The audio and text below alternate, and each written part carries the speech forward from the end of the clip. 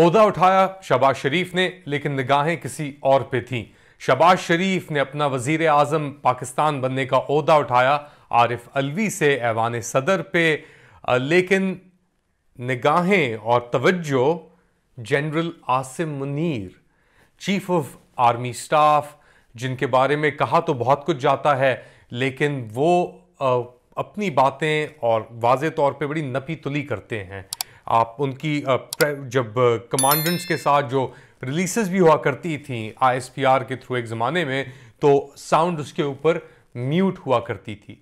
लेकिन जो तस्वीरें आई हमारे पास ऐवान सदर से, वो एक डिफरेंट तस्वीर पिक्चर पेंट कर रही हैं एक मुस्कुराते हुए आर्मी चीफ की।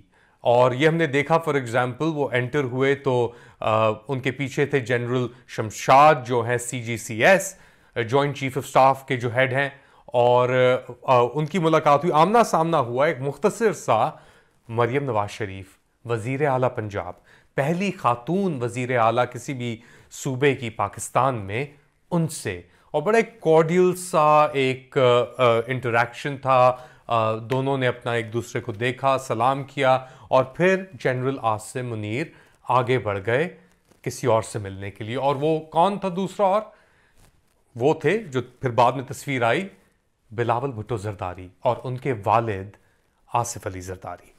ये तस्वीर, इस तस्वीर के अंदर ज़्यादा एक नरमी और गर्मी का एहसास हुआ। इतना डिस्टेंस नहीं था जितना पहला इंटरेक्शन के अंदर था। फॉर एग्जांपल इसमें जनरल आसिम ने दोनों हाथ पकड़े हुए हैं बिलावल भुट्टो के, जिन्होंने एक काला कोट पहना हुआ है, और वो देख रहे हैं और मुस्कुरा रहे हैं जनरल आसिम मुनीर के ऊपर। और जनरल आसिम मुनीर ने अपनी कैप पहनी हुई है, फुल यूनिफॉर्म में, मेडल्स उनके शाइन कर रहे हैं, और वो खुशी से मिल रहे हैं पुरजोश तरीके से बिलावल भुट्टो जरदारी साहब से। और ये तो बज़ाहिर तौर पे हो रहा है, पीछे कैमरा ने एक और इमेज पकड़ा आसिफ अली जरदारी साहब का। उनकी उम्र तो बहुत हो गई, 2013 में 8 से 13 तक वो सदर मुमलिकत थे पाकिस्तान के, मगर उनकी इतनी मुस्कुराहट अपने बेटे को पाकिस्तान के सबसे ताकतवर आदमी,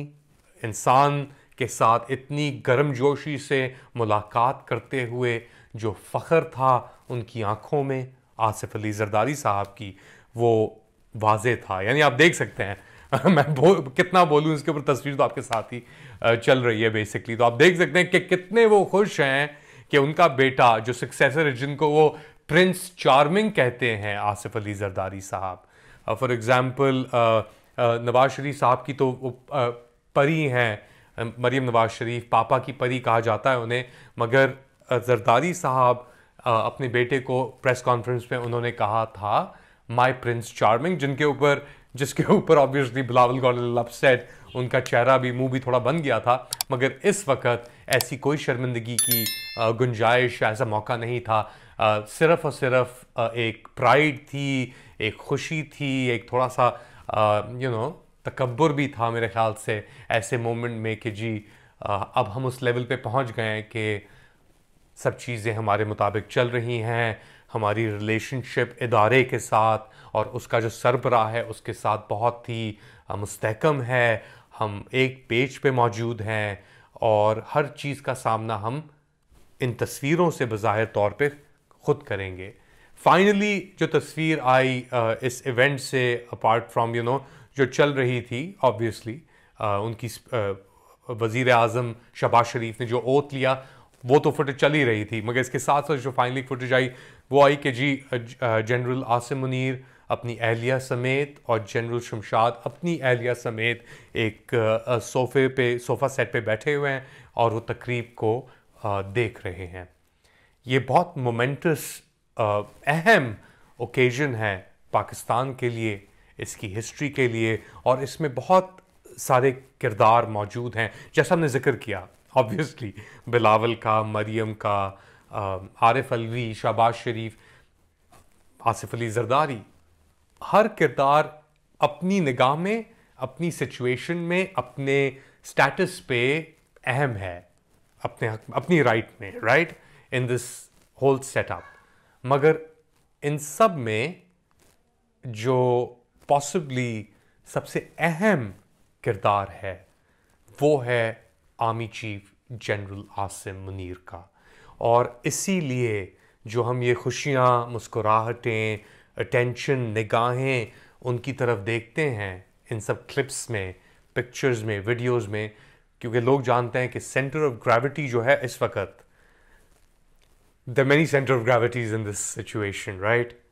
Obviously, एक बैठा है जेल के अंदर कैदी 804, एक मौजूद है ऐवान सदर में जिसकी तरफ ये सब निगाहें हो रही थी। और इन्हीं दो ग्रेविटीज़ और सेंटर ऑफ ग्रेविटीज़ के दरमियान पाकिस्तान और इसकी आवाम फंसी हुई है, या they caught between these two centres of power. कौन रिसीड कर रहा है, कौन एलिवेट हो रहा है, बहुत कॉन्स्टेंटली ये सिचुएशन चेंज हो रही है। और इसीलिए ये पिक्चर्स बहुत इम्पॉर्टेंट हैं, क्योंकि एक परसेप्शन देती हैं ताकत का, इक़्तिदार का, सर्टेनिटी का, स्टेटस को का। और दूसरी तरफ एक तितर बितर एक आदमी, हु केयर्स, राइट? कौन उसकी परवाह करता है? उसकी अपनी जमात, जब ये सब कुछ हो रहा है, उसकी अपनी जमात बाहर खड़े होकर उनकी प्रायोरिटीज़ हैं कि जी बिठा के सबको, एक हिस्सा जमात का, यूट्यूबर्स को लाताल्लुकी का ऐलान करना, ये इनकी प्रायोरिटीज़ हैं। तो एक तरफ ये हो रहा है, दूसरी तरफ ऑर्गेनाइजेशन, हुकूमत, governance, SIFC, finance ministries, projects, mega projects, पता नहीं क्या क्या चीज़ें, बातें हो रही हैं।